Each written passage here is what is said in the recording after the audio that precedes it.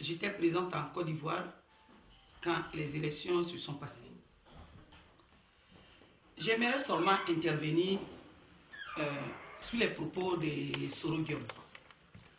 Aujourd'hui, Soro Guillaume appelle le tribunal international. Mais M. Soro Guillaume oublie que il a tué, éventré, violé, assassiné des milliers de femmes et des enfants, des hommes aussi. Le tribunal international n'est pas seulement fait pour le président Laurent Gbagbo. Comme parente d'une victime de Soro Guillaume, moi, je suis vraiment très contente que M. Soro Guillaume appelle le tribunal international. Mon grand frère, M. Toali Tapé Aimé, secrétaire général de la mairie de Sirasso, a été égorgé. Donc, Soro Guillaume, j'aimerais dire à M. Soro Guillaume de ne pas oublier aussi que nous, les parents des victimes, nous sommes vivants. On va se retrouver au tribunal international avec lui. Ce qui concerne M. Blaise Compaoré, moi je crois que M. Blaise Compaoré se fout des gens. Ou M. Sarkozy se fout des gens. C'est au Burkina, l'armée de M. Ouattara, la rébellion de M. Alassane Ouattara s'est préparée. Et c'est du Burkina, tous ces rebelles-là arrivent. Et c'est ce même Blaise Compaoré qui vient pour arranger les problèmes de la Côte d'Ivoire. Moi, je crois que c'est des foutaises. Et Alassane Ouattara, il vient du Burkina, celui qui fout la merde en Côte d'Ivoire depuis 1993. Moi, je crois que la France doit arrêter ça.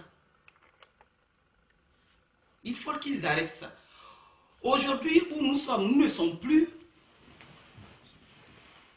au point où nous ne sommes plus au stade de dire qui a gagné, qui n'a pas gagné. Nous ne voulons plus d'Alassane Ouattara dans notre Côte d'Ivoire. Alassane Ouattara parle des musulmans, il parle des chrétiens. Avant qu'il n'arrive en Côte d'Ivoire en 90, les musulmans et les chrétiens vivaient ensemble. Les gens du nord et du sud vivaient ensemble. On n'attendait pas Alassane Ouattara pour faire la guerre des religions, comme le disent certains journaux européens. Monsieur Alassane n'est pas un musulman, il utilise nos frères du Nord. Un musulman ne boit pas, un musulman ne mange pas au moment des carêmes. Nous, en Côte d'Ivoire, il n'y a pas de guerre des religions en Côte d'Ivoire. Ce monsieur est venu en Côte d'Ivoire pour nous détruire. Le président Houphouët-Boigny nous a laissé cet héritage-là qui est en train de nous détruire aujourd'hui.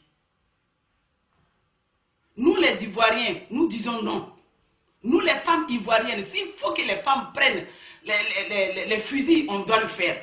Parce que Alassane Ouattara et Soro Guillaume ont inventé nos sœurs. Ils ont égorgé des enfants, des nouveau-nés. Que M. Alassane Ouattara n'est pas un musulman. Parce qu'il y a un journaliste français, j'ai le document, qui allait interroger M. Alassane pour voir comment Alassane... Je dis cela pour vous dire à tout le monde comment M. Alassane a des idées fertiles. Le journaliste, il était présent dans le mois de carême. Et ce Français a témoigné que M. Alassane mangeait du caviar. Il a vidé même une bouteille de whisky. Il finit, il raconte au journaliste, on ne veut pas que je me présente parce que je suis musulman. Et ce journaliste français a dit, mais ce type, il se fout de moi. M. Alassane veut utiliser nos frères du Nord. Aujourd'hui, je vois M. Bédier qui est avec M. Alassane. Quand je reviens un peu en arrière, mon grand frère, il était du PDCI. Mais qu'est-ce qu'il a fait de mal à M. Alassane? Ses enfants vivent aujourd'hui au Canada. Ils vont venir pour témoigner contre M. Alassane. Aujourd'hui, la France présente M. Alassane Dramane Ouattara puisqu'il a l'habitude d'enlever les noms. Il a plusieurs lieux de naissance. Il a la mère aux différents noms. Sur le monsieur Dramane, parce que le Dramane qu'il enlève, parce que ce n'est pas de la Côte d'Ivoire, donc il faut qu'il enlève Dramane. Dramane Ouattara parle de la religion. Moi, j'ai des amis italiens qui me disent qu'en Côte d'Ivoire, il y a la guerre des religions. J'ai dit non. Alassane Ouattara est arrivé en Côte d'Ivoire dans les années 90. Mais avant qu'il n'arrive, on était tranquille chez nous. C'est lui qui est venu avec la carte de séjour. C'est là qu'on a commencé à dire, ah, toi tu es ivoirien, toi tu n'es pas ivoirien. Mais avant ça, là, dans le village de ma grand-mère à Mimia, il y a des Burkinabés, là-bas on a grandi ensemble. Personne ne savait qui était qui. C'est lui qui est venu avec les histoires des cartes de séjour. La charte du Nord. Pour dire, nous ne voulons plus d'un président qui n'a pas d'archives. Alassane Ouattara est un président qui n'a pas d'archives. Enfin, un président de l'hôtel de golf. Pourquoi Blaise Compaoré ne veut pas qu'Alassane arrive chez lui? C'est là-bas, c'est bien, il est burkinabé, il vient de là-bas. Pour se débarrasser d'Alassane, comment il s'appelle, Blaise Compaoré doit nous donner un poison comme ça. C'est lui qui va tomber comme un fruit pourri. Comme il a dit, le président Gbagbo a tombé comme un fruit pourri. C'est lui qui va tomber comme un fruit pourri. Parce qu'on est fin du mois de janvier. Il avait donné la fin du mois de janvier. Aujourd'hui, nous sommes le 3 février.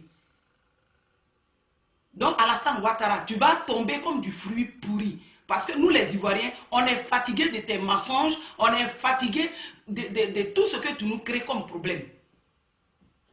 Moi, je n'ai jamais vu une personne qui a deux mères, qui a deux lieux de naissance, il multiplie ses mères, il multiplie lui-même ses actes de naissance. Comment il ne peut pas multiplier les votes?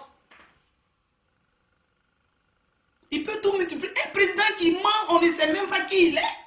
On ne sait pas d'où il sort. Laurent Gbagbo, là, on le connaît. Nous connaissons le président Laurent Gbagbo.